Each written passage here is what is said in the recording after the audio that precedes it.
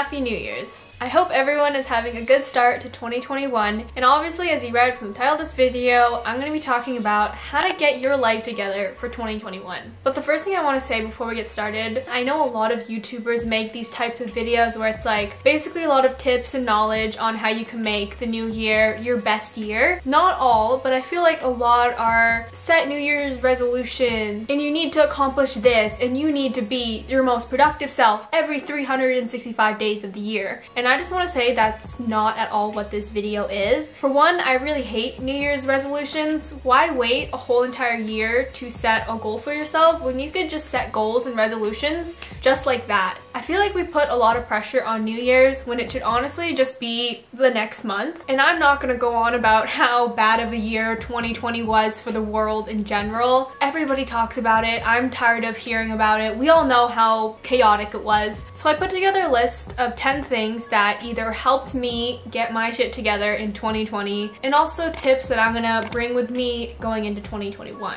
Also, I am no way saying that I have all of my shit together. I get DMs sometimes and comments saying like, oh my gosh, you're so productive, you have your whole life together, I wish I could be as productive in a day as you. And let me tell you, I'm not. So I don't see getting your life together as being productive and accomplishing all these things. I just see it as being happy with your life and being fulfilled with your life. And that is what all these 10 tips are gonna help with. I got everything here in my cute little notebook, and we're just gonna get started. Tip number 1 seems very mundane, and it's literally as simple as writing things down. There's actual studies that show if you write a goal down or write something down, it is more likely to happen if you write it down on a piece of paper than just make a mental note or even just typing it out on your computer. I don't want to get too much into it because I'm just starting to learn more about it now, but there's this thing called the law of attraction. In a nutshell, it's the energy that you put out is what you're going to attract. It's kind of mixed with manifestation. If you guys want to learn more about the law of attraction and manifestation, there's probably so many videos just on those specific topics you can watch, or if you guys want me to do a separate video about that, let me know down below. Not only is writing something down literally putting it out there in the universe, but it also just helps you remember things. I suggest using a planner. I literally could not live without a planner. I write down my to-dos for the day, I write down goals. A planner can literally help you stay so organized, or even just a calendar. And especially with quarantine and staying at home, every day literally feels the exact same. I know you know what I mean. So writing things down in a planner just makes sure you don't forget anything. But I really like being able to flip to literally months ahead and writing down, oh, I have an exam on this day, this final project's due on this day, I have this event on that day. In a nutshell, whatever you want, whatever you need to do, write it down and it is more likely to happen. Number 2 is having a routine. And you've probably heard this from every other YouTuber, but having a routine can actually set the mood for the rest of your day. Especially if you're stuck at home, having somewhat of a morning routine to make your day feel a little more normal. I have a couple morning routine videos that I'll have linked down below if you guys want to watch it, but waking up at the same time and going to bed at the same time can actually improve your day-to-day lifestyle a lot. And without a routine, everything kind of just feels all over the place and it doesn't feel structured, and humans need structure. Having a routine helps calm my anxiety a lot because I know the next step and I know what's supposed to happen next. Having a routine does not mean you need to do the exact same A, B, C, D, E steps every single day. I think it's really fun to watch other YouTubers' morning routines, even if they do things in different order or they add small steps or they don't do some steps. You can always mix up your routine too. There's no rule saying you have to do it in this order or do these things. Number 3 is something I personally need to work a lot on, but it's doing what makes you feel good for you. For example, if you're gonna be stuck at home doing school or work, if putting on a cute outfit and doing your makeup and doing your hair makes you feel better about yourself, boosts your confidence, boosts your self-esteem, just overall puts you in a better mood, then do it. If something makes you feel good, by all means, do it. Doesn't matter if anyone's gonna see you, doesn't matter if you tell anybody, doesn't matter if people judge you for it. And just adding on to that, just doing things that are gonna make your whole headspace and mental health also feel better. So if that's cleaning your room, room, decluttering your room, emptying out your closet, basically just doing things that are gonna make you feel fulfilled. There's always gonna be someone that has something to say about what you want to do for yourself, whether it be why are you wearing makeup or why are you spending money on Starbucks when you could just make that at home. If you are in fine financial standings and you can afford to buy your coffee at Starbucks every single day and it's not putting you at financial risk or anything, and it genuinely fulfills you and genuinely makes you have a good day, go freaking do it. It's nobody else's business how you want to spend your money, so if you want to treat yourself, go treat yourself. As long as what you're doing is for you and making you feel good,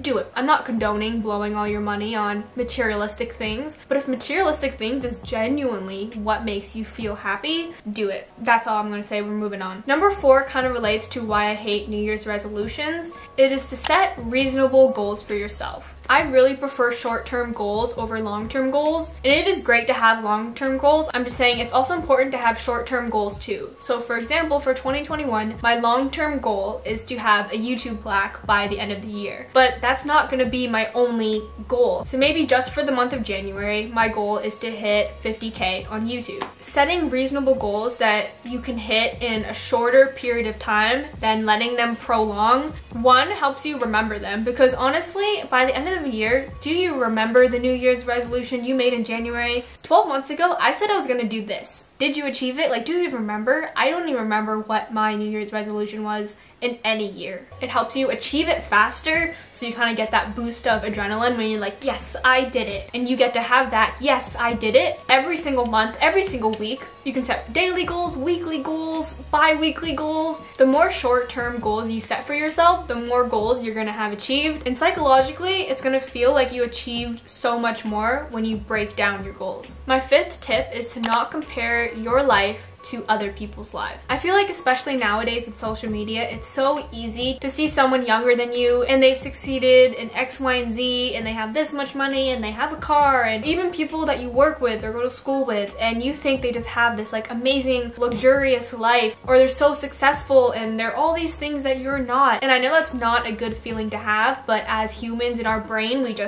compare, and it's not healthy. This can tie into all sorts of things like body positivity and self-worth. Where you are now is exactly where you're meant to be, and we are all on our own different paths and journeys, and you are in control of the whole thing. So if there's something you want, work your ass off and go get it. Life obviously is not fair. Some people are handed things that you might have to spend your whole life working for, but there's valuable lessons that you're gonna learn that that person is never gonna learn. There's experiences and memories that only you were meant to have. Nobody in this entire world, all 7 billion plus people, will never have the exact memories and the exact experiences and the exact knowledge that you have. At the end of the day, we're all equal, and I know sometimes it doesn't feel like that. How come they have X, Y, and Z and I have this? For whatever you have and you wish you had something else, somebody out there is wishing that they had what you have. I don't know if that makes any sense, but basically just being grateful for the life you're given and everything you have in life, because there's always going to be someone else out there who doesn't have that. Just don't compare yourself to other people, because it's not worth it. It doesn't get you anywhere farther in life. It doesn't set them back any farther in life. Just focus on you. You do you. Number 6 is to simply get your heart rate up. I know a lot of people are gonna say, work out, like be fit, get active. And I feel like there's kind of a little bit of negative connotation in that, just because not everybody wants to go work out. Not everyone wants to go to the gym, and that's okay. But to maintain a healthy lifestyle, you do need to get your heart rate up. And that can be as simple as going for a walk, going to the gym, doing a home workout, doing a HIIT workout, doing an ab workout. Literally, you could do a TikTok dance and get your heart rate up. Just taking care of your body, fueling your body with water and healthy foods, and also not even just only eating healthy, but happy foods. I am a sucker for comfort foods. I love me a good bowl of unhealthy mac and cheese and chips and popcorn and chocolates and candies. I know we put a lot of pressure on fueling good food into our body all the time. In a healthy and controlled way, you can fuel your body with foods that make you happy in here, as long as you're also fueling your body with food that that is good for your heart and good for your overall health. Never feel pressured or bad about yourself if you're not grinding in the gym, hitting the weights and doing cardio. Just as long as you're getting your heart rate up in healthy ways and just moving your body, it doesn't have to be intense and it doesn't have to be at the level of an athlete. Even doing yoga can get your heart rate up. Just as long as you find some way that you enjoy to keep your body healthy physically and mentally. This 7th tip, I don't even know if it's like a tip, but it's literally be kind. I am a huge believer in karma. I have believed karma my entire life, and I definitely think it's true, tied in with the law of attraction and manifestation. Be kind to yourself, be kind to people around you, be kind to your friends, your family, even be kind to the people that may not even like you. Because 1, you never know what someone else is going through, and 2, it doesn't hurt anybody to be kind. You could literally make someone's entire day without even knowing, just by being kind. I know it's so easy that if you're having a bad day, it is so easy to just release all of that anger and negative energy on someone else. Maybe if you're in a bad mood, yet you're still kind to someone else, that's gonna make you feel better inside. There's so much toxicity on social media nowadays that everyone is just trying to cancel and drag each other and leave hate comments on an influencer who you don't even know. And yeah, they probably did something really controversial and really bad and they're gonna pay the price. But what do you get out of leaving a hate comment? Just be kind, and if you have nothing nice to say,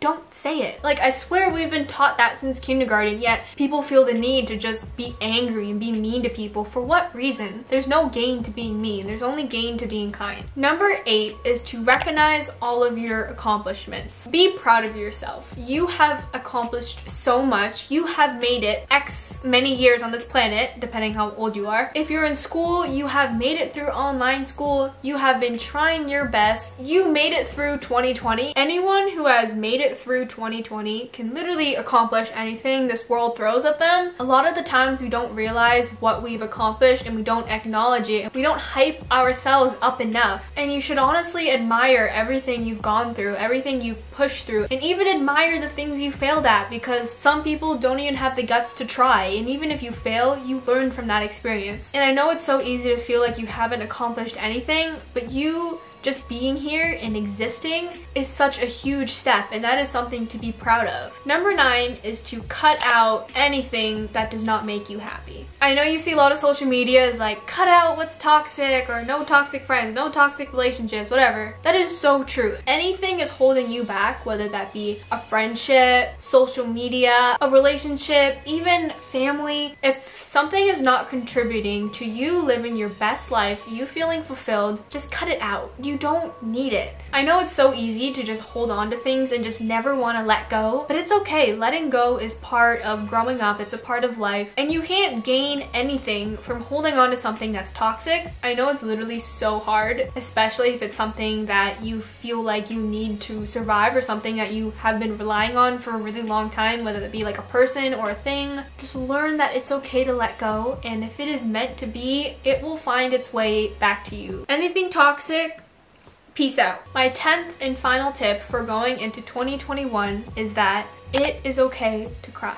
You literally can't have happiness without sadness. Honestly, sometimes when I'm having a bad day or I'm very upset about something and it is eating me inside and I'm feeling very depressed, or maybe my anxiety is just getting the best of me, not even gonna lie to you guys, I will just cry. Maybe I'll cry for 5 minutes, maybe I'll cry for 45 minutes, you know. It varies. When I'm done crying, I genuinely feel so much better. It is okay to let things out, talk about things, just letting your emotions flood out so that they're out of your system and out of your body. And there's actual like psychological science behind crying. Wait, I know this. Emotional tears release oxytocin and endorphins, and these chemicals make people feel good and may also ease both physical and emotional pain. Crying can actually help reduce pain and promote a sense of well-being. I know we all just want to be, you know, the tough guy, and we all want to be like, I can do it, keep your head up, let's be positive, think positive, act positive, positive, positive, positive. People paint that image on social media that you need to be strong and you can do it, and it's okay to cry and it's okay to be sad. Without the lows, we would never experience the highs, and everything would just be like this, you know? I wish I could have told my past self this that crying or being emotional does not mean you're weak. It's a normal human function that we genuinely need to survive, that it's okay to cry and let things out, whether you're crying out of happiness, crying out of sadness, and it's actually good for you to just let the tears out. Like, you know when you're having just a mental breakdown and you just, like you just get everything out, and then at the end you're just like,